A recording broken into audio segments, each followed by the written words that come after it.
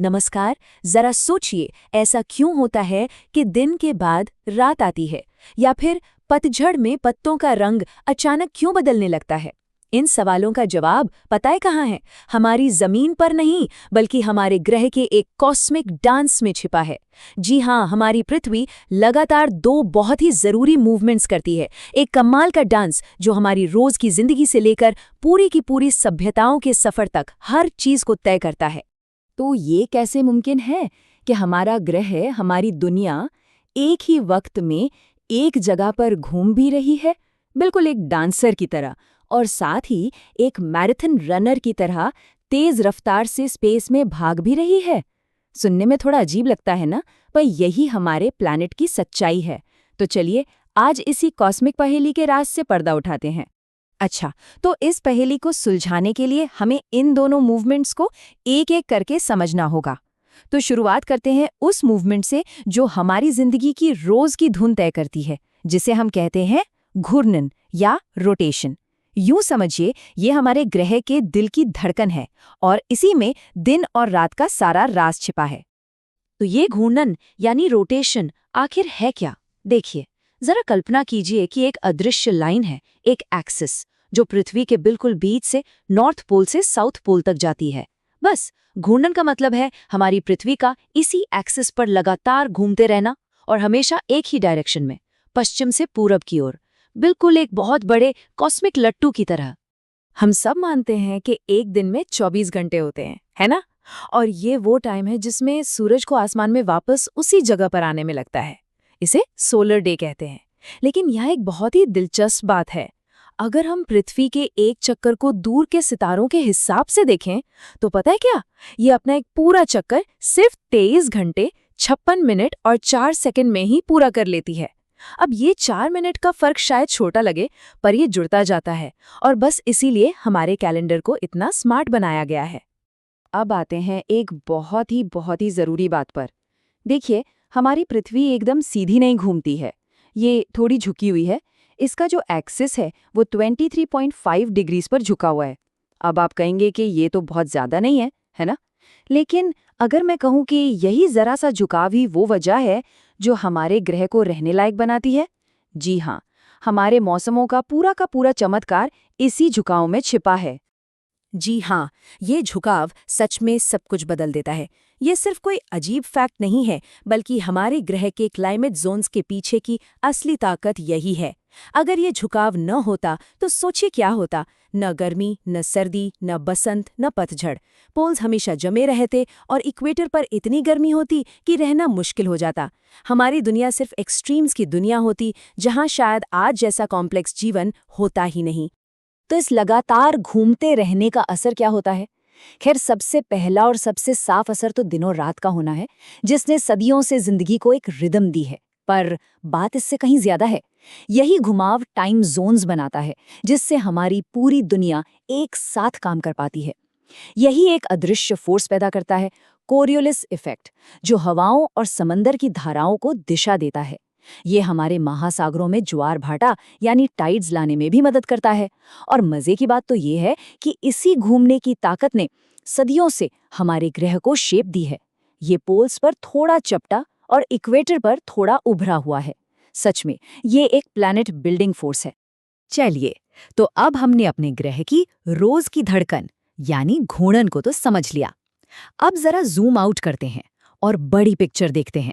अपनी जगह पर घूमने के अलावा पृथ्वी एक बहुत ही लंबी यात्रा पर भी है, और यही है दूसरी बड़ी मूवमेंट, परिक्रमा या रेवोल्यूशन। अगर घूर्णन हमारी रोज की धुन है, तो परिक्रमा समझिए हमारा सालाना संगीत है। वो मूवमेंट जो हमें मौसमों का ये बदलता हुआ खूबसूरत नजारा देती है। तो ये परिक्रमा क्या है? सीधे शब्दों में कहें तो ये पृथ्वी का सूरज के चारों ओर एक फिक्स्ड अंडाकार रास्ते पर चलना है। और ये जो रास्ता है, जिसे हम ऑर्बिट कहते हैं, वो एकदम गोल नहीं है, बल्कि थोड़ा सा अंडाकार यानी एलिप्टिकल है। ये एक और बहुत जरूरी डिटेल है। सूरज के चारों ओर इस एक बड़े चक्कर को पूरा करने में पृथ्वी को लगते हैं 365 और चौथाई दिन। हाँ, हम अपनी आसानी के लिए इसे 365 दिन मान लेते हैं, लेकिन यूनिवर्स को हमारी सुविधा से कोई लेना देना नहीं है। वो जो एक्स्ट्रा चौथाई दिन है वो बहुत बहुत ज़रूरी है, और इसी वजह से हमें हर 4 साल में अपने कैलेंडर में एक छोटा सा एडजस्टमेंट करना पड़ता है। और वो एडजस्टमेंट क्या है? Leap year. जी हाँ, वही एक्स्ट्रा चौथाई दिन 4 साल में मिलकर एक पूरा दिन बन जाता है, जिसे हम फरवरी में जोड़ देते हैं। ये हमारे कैलेंडर को पृथ्वी के असली ऑर्बिट के साथ सिंक में रखता है, ताकि हमारे मौसम हमेशा टाइम पर आते रहें। अब एक बहुत बड़े कन्फ्यूजन को दूर करते हैं, क्योंकि पृथ्वी का ऑर्बिट अंडाकार है, तो सूरज से उसकी दूरी साल भर बदलती रहती है। 3 जनवरी को हम सूरज के सबसे करीब होते हैं, जिसे उपसौर कहते हैं, और 4 जुलाई को सबसे दूर, जिसे अपसौर कहते हैं। पर जरा सोचिए, नॉर्दर्न हेमिस्फीयर में जनवरी में कड़ाके की ठंड होती है जब हम सूरज के सबसे पास हैं, और जुलाई में भयंकर गर्मी होती है जब हम सबसे दूर हैं। ये इस बात का पक्का सबूत है कि मौसम का सूरज से पास या दूर होने से कोई लेना देना नहीं है। तो फिर मौसमों की असली वजह क्या है? वो है पृथ्वी की परिक्रमा और उस 23.5 डिग्री वाले झुकाव का कमाल का कॉम्बिनेशन। होता ये है कि जब पृथ्वी सूरज का चक्कर लगाती है तो उसका झुकाव स्पेस में एक ही तरफ रहता है। इसका मतलब है कि साल के एक हिस्से में नॉर्दर्न हेमिस्फीयर सूरज की तरफ झुका होता है। नतीजा, सीधी धूप और लंबे दिन, यानी हमारी गर्मियां जो 21 जून को पीक पर होती हैं। फिर 6 महीने बाद जब हम ऑर्बिट के दूसरी तरफ होते हैं तो नॉर्दर्न हेमिस्फीयर सूरज से दूर झुका होता है। नतीजा, मौसम ठंडा और दिन छोटे, यानी सर्दियां, जिसकी सबसे लंबी रात 22 दिसंबर को होती है। और इनके बीच में मार्च और सितंबर में आते हैं इक्विनॉक्स, जब दिन और रात लगभग बराबर होते हैं। ठीक है, तो हमने दोनों मूवमेंट्स को अलग अलग समझ लिया है। अब चलिए एक बार दोनों को आमने सामने रखकर देखते हैं, ताकि इनके बीच का फर्क बिल्कुल साफ हो जाए। देखिए, ये टेबल पूरी कहानी को एक नज़र में बता देती है। घूर्णन यानी अपनी ही धुरी पर घूमना, इसमें लगते हैं 24 घंटे, और इसका नतीजा होता है दिन और रात।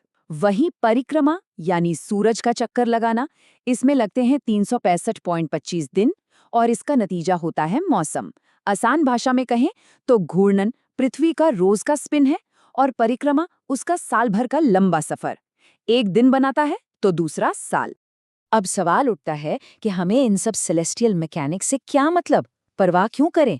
क्योंकि ये सिर्फ एस्ट्रोनॉमी का कोई चैप्टर नहीं है, ये हर चीज के बारे में है। ये मूवमेंट सिर्फ दिलचस्प नहीं है, बल्कि ये वो अदृश्य नींव है जिस पर हमारे ग्रह पर जिंदगी टिकी हुई है। जरा सोचिए, ये दोनों मूवमेंट्स मिलकर ही तो जिंदगी के लिए एक स्टेबल माहौल बनाती हैं।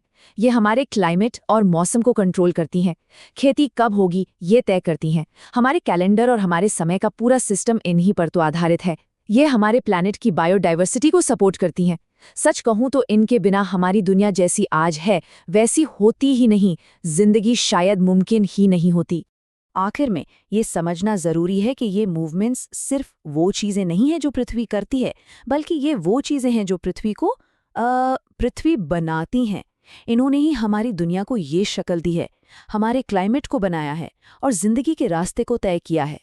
जैसा कि एक जगह बहुत सही कहा गया है, पृथ्वी की ये गतियां असल में फिजिकल ज्योग्राफी की रीढ़ की हड्डी हैं। और ये सब हमें एक बहुत ही गहरे सवाल पर लाकर छोड़ देता है। घूर्णन की रोज की लय और परिक्रमा का सालाना डांस, इनके इस कमाल के एकदम सटीक बैलेंस के बिना क्या हम में से कोई भी यहाँ होता इस बारे में सोचने के लिए? शायद नहीं, क्योंकि यही वो कॉस्मिक बैलेंस है जिसने स्पेस में तैरते हुए पत्थर के एक टुकड़े को एक जिंदा सांस लेती हुई दुनिया में बदल दिया।